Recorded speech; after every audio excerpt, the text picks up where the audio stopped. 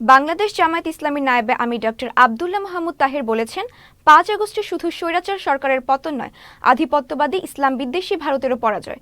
ভারতের প্রভুত্বের রাজনীতি বাংলাদেশে আর চলতে দিবে না জনগণ। বাংলাদেশে গণতন্ত্র থাক, এই প্রতিবেশী দেশ কখনো চায় না। এদেশের স্বাধীনতাকে নষ্ট করতে ষড়যন্ত্র করছে, সেটি প্রতিহত করতে হবে। সকালে কুমিল্লার ১৪গ্রাম উপজেলার শ্রীপুর ইউনিয়নের চৌমুহনী মডার্ন স্কুল অ্যান্ড মাদ্রাসা ছাত্রদের পাগড়ি প্রদান উপলক্ষে তাফসিরুল কুরআন মাহফিলে প্রধান অতিথির বক্তব্যে তিনি এইসব কথা বলেন।